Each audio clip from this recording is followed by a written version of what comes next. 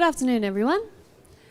Welcome to the very last session in the Denfair speaker series, Easel Project, Painting with Industry. I'm Sandra, I'm the editor at Denfair. And if you've been down the main entranceway, you would have been right past Easel Project Gallery. And if you haven't, you still have a bit of time to check it out before you leave. Today we have the brains behind the project, Marcus Piper, Adam Cornish, along with Emmaline Cox of Axolotl, and Rachel Derham and Adam Goodrum. It's an all-star lineup to talk about this very ambitious collaborative project and what it means. Take it away, guys. Afternoon. Thanks for coming. I know it is late on the last day of Denfair, so fantastic that you're still here.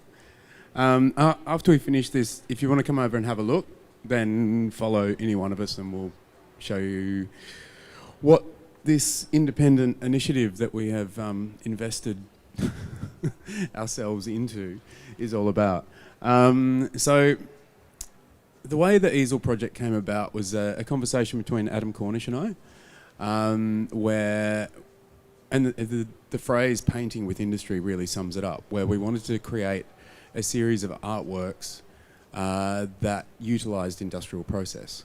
So this was a conversation that Adam and I were having for quite some time and weren't quite sure how it was going to pan out. And in introducing how it panned out, I can probably thank all the partners. So Adam had a conversation with Denfair and they've very generously supported what we're doing. We then had a conversation with Axolotl, and they have also very generously supported what we're doing. And we'll get to a couple of the other partners in a minute. So all those conversations led to the Easel project. And this week we launched Collection 1. The easel, the whole idea of the easel, Adam, you can explain it. Okay, so we had one of those serendipitous meetings at an event that was, what was it, Design Made? Design Made. Yeah, Design Made with Emery Sargent. And the idea was, what if we could use these beautiful industrial processes that Axolotl do, but kind of, get a bunch of artists and designers on board and see if we could take them outside their normal process and kind of discombobulate them a little bit and hopefully get a different kind of artwork produced. From this, we were like, how can we combine art and design in a... Closer? in a seamless kind of way. So the idea for the easel was to... an easel is a tool that artists have used throughout time. So that's the starting point for it. And we're like, how do we tie it to design? So the idea was if we could give it a function that then ties in all the industrial designers. So the easel actually... Do we have a picture of it transforming? We will do. Okay. Yeah. So there's a mechanism on the side that's hidden under the graphic that you can simply unscrew, and then the easel folds down to actually be a functional coffee table, kind of fusing the design and the artist together. Yeah. The easel was a collaboration between Forest Furniture and myself. There's been 3 main supporting partners, and Forest Furniture did all the CNCing and hand finishing of the easels.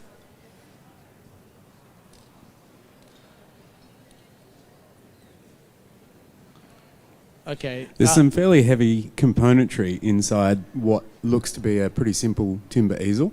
And this is where the magic of industrial design comes in to make it work. Do you want to explain how that works?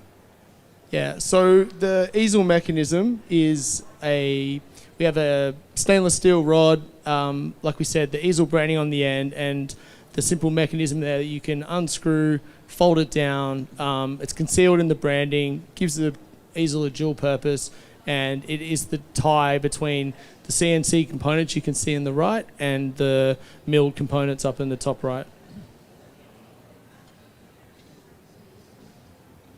And this is some of the early, one of the early CNCing stages of making the easel, so just to show the beautiful work that Forest Furniture did on producing the easel. And that's the first fitting of an army of easels.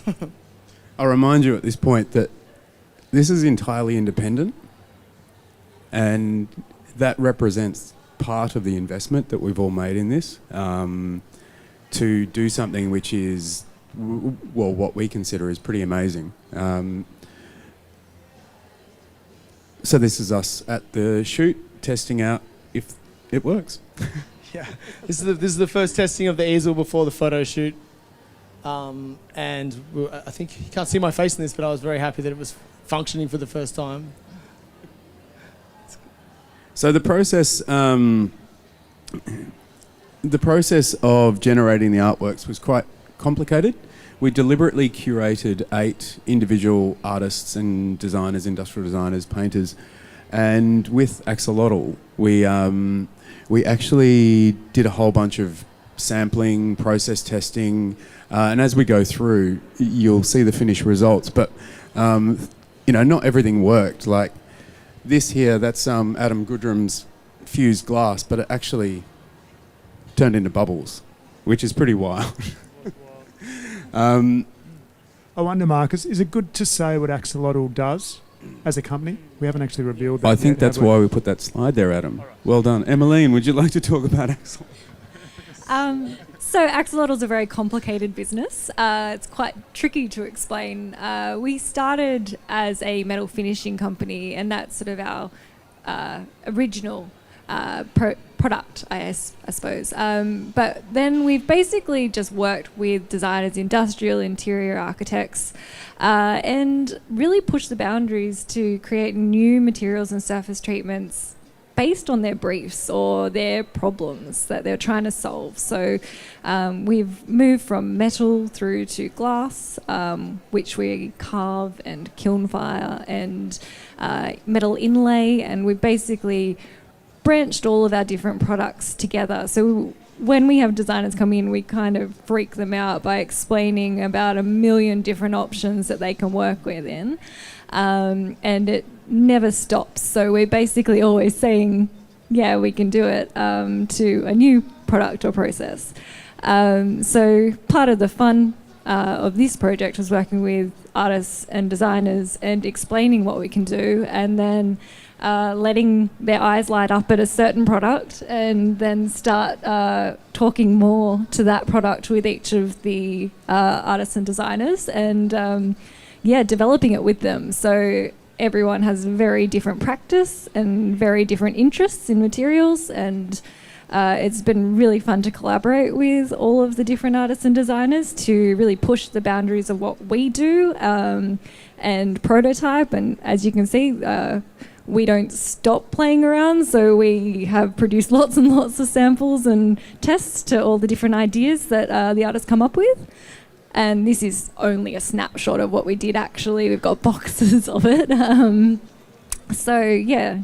And that was the real idea with Easel, to take, we have painters, collage artists, industrial designers, graphic designers, and the idea was to show them the different surface finishes, materials that Axolotl have, and hopefully something sparks their imagination that is a medium they wouldn't normally work in. So that's why we had so many samples and prototypes, because a lot of the artists were working in a new medium for the first time.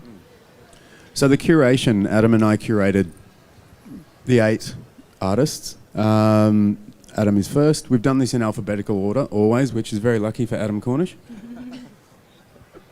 So Adam Goodrum, who's an industrial designer, Rachel, who is a collage artist, Ham Darrick, who's a painter based in Canberra, Jaime Hayon, who's a Spanish industrial designer who you probably know, Louise Olsen, who is a painter and co-founder of Dinosaur Designs, me, and Rachel.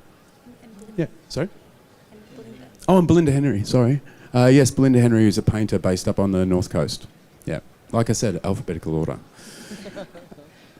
So here we start talking about the processes. Adam, do you want to talk about your practice? So my practice, I'm an industrial designer. So for me, a lot of the time that means we have to try to make, products hopefully that are beautiful, functional, using industry. So a lot of what you don't see here is the industrial processes that go into making chairs. Like the chair on the top right involves CNC wire bending, which there's a lot of limitations through what you can and can't do with wire. I think a lot of people look at industrial design products and think, they just drew that, give it to someone and you get what you want. There really is a lot of, knowing the ins and outs of manufacturing have to work around that. And it was kind of that idea that I think gave birth to the Easel project a bit, trying to get people to have to work their way through that experience as well. For my piece, I chose to do a metal mosaic. So I wanted to work with small laser cut tiles of metals, in this case stainless steel. And this is the first experiment of the heat treating of the tiles to create the different colors. So each tile is actually heated to a different temperature to create the colors. The silver there is raw, unheated, and then the darker purples are around the 790 degrees, and then some of the bronzes and coppers are more your 290 and 400 degree mark. So it's all completely heated, not painted at all. It's just a heat oxidization or a tempering of the stainless steel.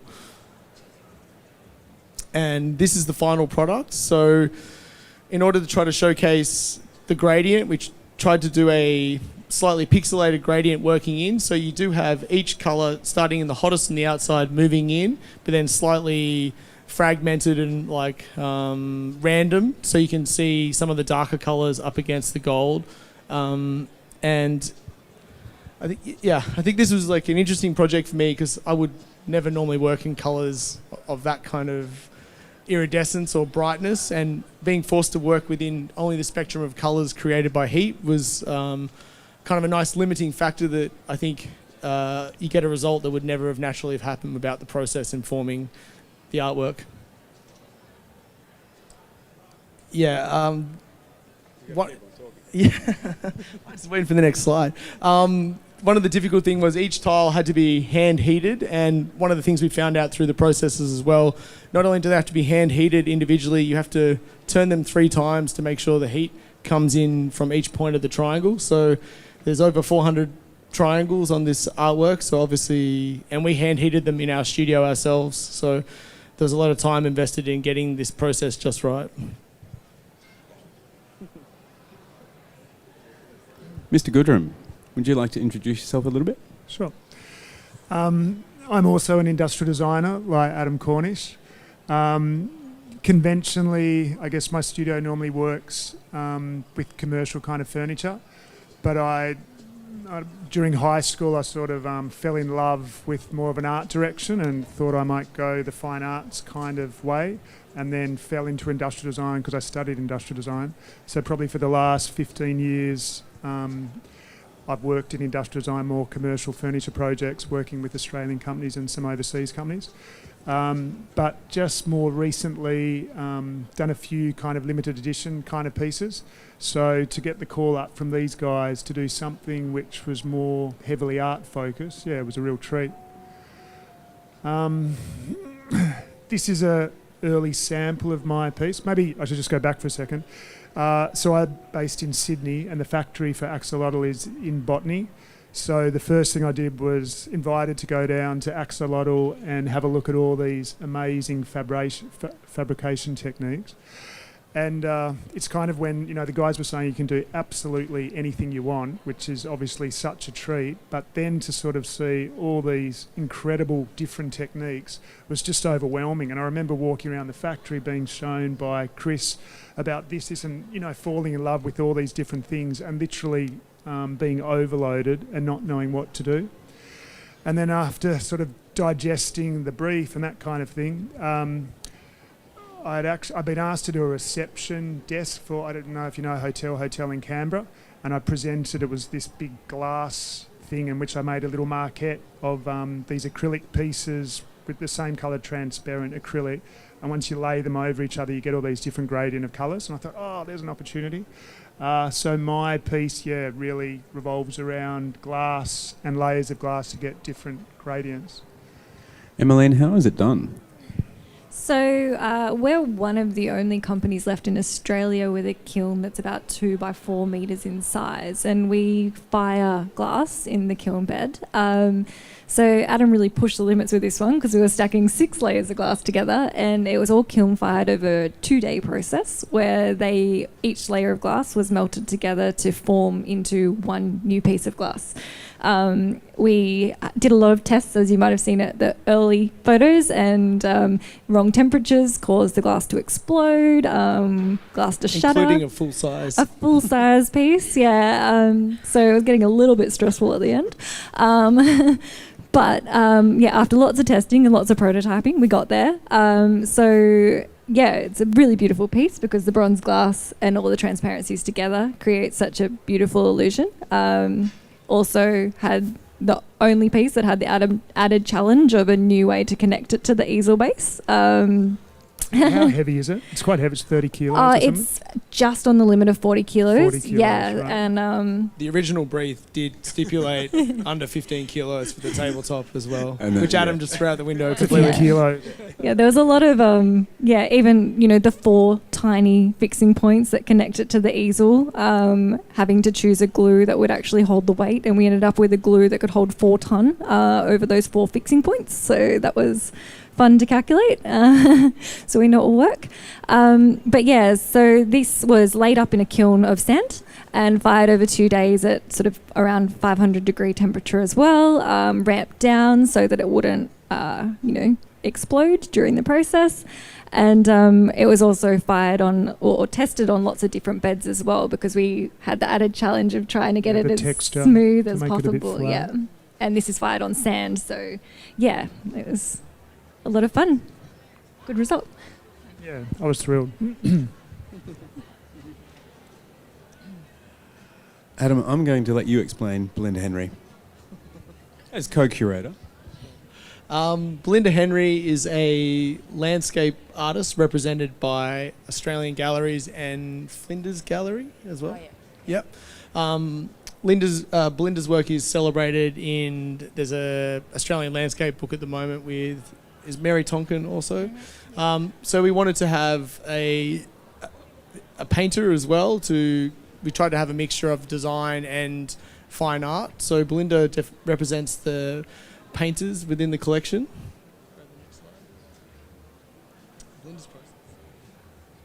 So we definitely challenged Belinda, being a painter, and saying, well, go into this factory and see what you can do with your artwork. And it's quite interesting what she's come up with. So these are sold in editions of 8, these artworks, and she's hand painted using Axolotl paints. Her landscape called Pathway, and the trick about it is that it's got brass within it, so some of the highlights are actually brass, and then there's a frosted textured glass. Belinda particularly wanted to diffuse her painting and do something that she hasn't done before, so yeah, it's a frosted and kiln fired glass to the front as well. And that's the coffee table.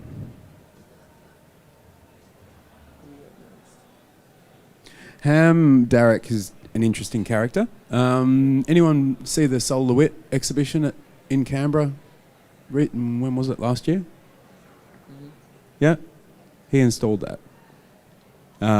When he's not in Canberra painting, he's in France as Bridget Riley's assistant, and he's a bit of an unknown quantity in Australia, but he's incredible. He works with colour. He's a painter and sculptor. Works with colour and obviously gradients. And I was really intrigued to see what he would do with Axolotl, and it was actually a really cool collaboration, this one. So he hand painted this little triangular pattern in gouache as a colour test and posted it up to Emmaline, and that's what he got sent back as a double-sided glass print. And I was on the phone to him when he saw it. He's like, wow, that's fantastic. It's not what I expected at all, but that's the beauty of collaboration. Do you want to continue? Yeah, I mean, so Ham came in and we talked about a few different processes. We played with a few different things because the beauty of his work is that he celebrates the white as much as he celebrates the colour, and he likes the way that the white absorbs the colour. So the plan was to try and get the two to play with each other and for the white to almost absorb the colour in a particular way. We played with some solid surface that had resin inlay, and we played with doing gradients to get the colours just by machining at different depths. But in the end, we played with this idea of a double-sided piece of glass that had resin on both faces, and it allowed basically a parallax error between the surface of the glass. So at different angles, it actually appears completely different. It shows the dimension of the artwork. And then it had the added ability to have a solid border around the outside and a section within the middle that could be backlit and would actually reflect on the floor as a coffee table. And it was just magic. Like when you look at this up close, it's really interesting. It's particularly one of the pieces that you have to look at up close. But yeah, op origami was the sort of style of this that he was interested in, playing with the idea of colour and shape and fusing it all together into, or as you can see from his other practice, it's like a lot of repetition. But it was really fun to work on with Ham, and yeah, really great to hear his feedback on it. And you get those unexpected moments where the print actually reflects back off the bottom of the glass.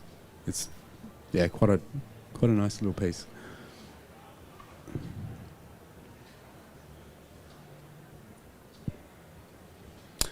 Jaime Hayon.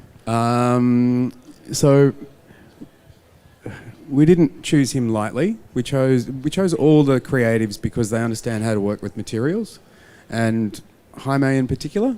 So just briefly, we invited him, and he said yes, which is great.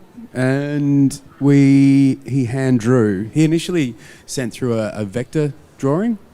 And we talked about process and materials, and we got to the point of inlaying brass in marble. And he sent through a vector diagram of what he wanted to do, and we went back and said, no, we want you to draw. So he's done a hand drawing which we've digitised and then inlaid into marble in brass. And I still don't know how it works. It's relatively complex, but at the same time quite simple. But the marble is machined to a depth, and this is solid brass that's cut and adhered into the marble, and it's all polished up nice and flush as well. So it's a really neat finish. It's good result as well. At this point, we should say they're all for sale in an edition of 8. Adam, can you introduce Louise Olsen? No? I'm not going to do it justice. Yeah, I don't feel like I can either. Louise Olsen is co-founder of Dinosaur Designs in Sydney. She's an artist in her own right as well, and she does these beautiful paintings. She also designs jewellery, of course, and so we worked with her to explore what her painting would look like on glass. The nice thing is it's formed glass, so the edges are round. Yeah, this is kiln fired. I think part of the brief is, Dinosaur Designs, and her practice is also working in resin and soft materials a lot of the time. So glass lent itself to it. The form glass gave it the soft edge and the texture that was, something new to work with for her particularly. And then the piece itself is a painting that's been treated over the glass and colour backed, and it has a 3D resin texture over the surface as well to represent the canvas that she'd painted on. The nice thing about this is the way that the work, which is on the top of the glass, casts a shadow on the back and creates a double image again. It's it's a three-dimensional object, so it's got to work in that way. That's me. I like working with Axolotl. I call it heaven. I do a lot of work with them in printing on aluminium and then 3D printing on aluminium. And it's pretty wild stuff. Photographs don't actually capture what goes on. So I've been doing these aluminium prints for a while, and I wanted to do something really different. They'd done some tests in glass, and well, I thought they were pretty nice. So we've kind of pushed the boundaries a bit, haven't we? Yeah. I guess with everything, especially if you've got the opportunity to work over multiple projects, you can push the boundaries a little bit more each time. So once we worked with glass, we realised that we had the opportunity to play with mirrors and reflective surfaces as well. We also realised that we had the opportunity to polish back through the embossing in really interesting ways and create things that would react on two faces of the glass and allow light to pass through, and really play with the light as well. So Marcus got to, experiment. To quickly explain the processes behind this, it's a vector artwork which is printed front and back on the glass. Then it's 3D printed on the glass at 7, 14 and 28 layers. Then it's mirror coated, and on the back at the 28 layer mark, the mirror coating is cut off so you can see through it. Simple.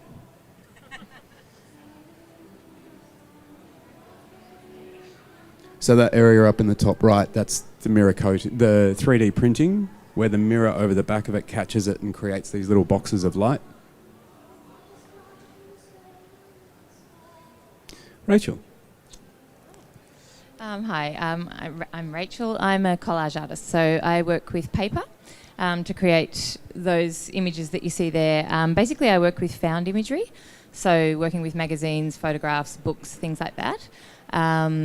And basically, I suppose I've been spending a lot of time trying to figure out how to play with, like, making real imagery, like figures and landscapes and things like that, kind of confusingly surreal and yet echoing a kind of reality. The beauty of collage is that there are parameters because, you can only work with what you find, which is quite limiting because, you're forced to sort of work in a particular scale. And I guess I've been spending quite a long time trying to figure out how to make the layers of my collages kind of seamless, which is not that easy to do with glue and scissors and things. So anyway, when I was invited to work on this project, it was kind of like a completely new way of approaching a work for me, because it wasn't going to be working with paper, and also because I wasn't going to be physically creating it, which is a really bizarre thing for an artist when you're used to actually, touching everything and creating everything. So it was exciting. But like you were saying, when we went to Axolotl and we were exposed to the myriad processes and techniques that we could use, it was very overwhelming because it was like, I'm not used to sort of having this just blue sky project where you can do whatever you want, and it's kind of hard to know where to draw the line. So the way I ended up approaching it was I wanted the aesthetic to echo what I do on paper. So I created a collage out of paper, like I normally do. And, well, actually at first I thought, oh, wow, what I could do is, I could make a collage out of all these different materials. Like I could use marble and brass and glass, and, my brain was just kind of like, I was incredibly excited. But when I spoke to the very wise and helpful Emmaline, she was kind of explaining to me, obviously, that like certain materials don't work that well together physically, like to get that seamless effect that I like to get in paper, you can't actually achieve that joining, multiple pieces of marble to glass to brass. So I then had to think about how to create layers using less material, but still to essentially kind of be creating a collage in a different way. So anyway, I selected marble as my major kind of material, because I just thought that that'd be such an exciting thing to do to, reflect the moon and the sand dunes that you can see there. And what we ended up doing was, I was super excited to be able to make the stars out of brass. That's kind of like, heaven for me. Because I do use a lot of gold paper, and that's kind of like tiny little gold dots. But this was like, that just times a million, yeah. So what we ended up doing was we printed the image of the collage onto the marble, but we did a lot of tests with different levels of transparency. So you can kind of create layers, with layers of printing. So, because I wanted the marble to be visible and kind of slightly surreal, a little bit confusing. Like you look at it and you're thinking, oh, is that one piece, or, you know, is the moon the same marble that's the sand dunes? And I think, and even the selection of the marble informed the image a lot, because, you know, the actual marble has such different patterns in each piece. So we sort of went through and chose a particular slab, and then I had to map out the collage onto the slab to figure out, you know, which direction the veins would be going in for the moon and the dunes and things like that. So it was, yeah, really very challenging and really exciting to be able to do. So that's brass inlaid in marble and then printed. Yes. Yeah, and if you have time to have a look afterwards, you get a really beautiful effect when you walk past, you know, mirror polished brass that's inlaid in the marble with the black around it. The stars almost like twinkle like the night sky, so it's quite a special little feature.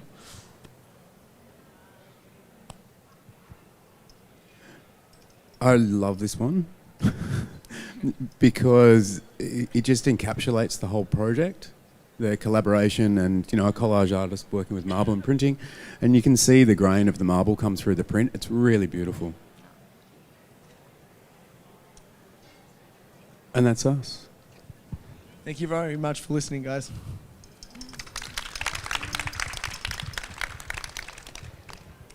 Thank you all for joining us. Thanks, Marcus, Adam, Emmaline, Rachel, and Adam, for our last talk of Denfair. I'm really excited about the sort of prospect of what you've created and how that can be applied further into the future, into other collaborations.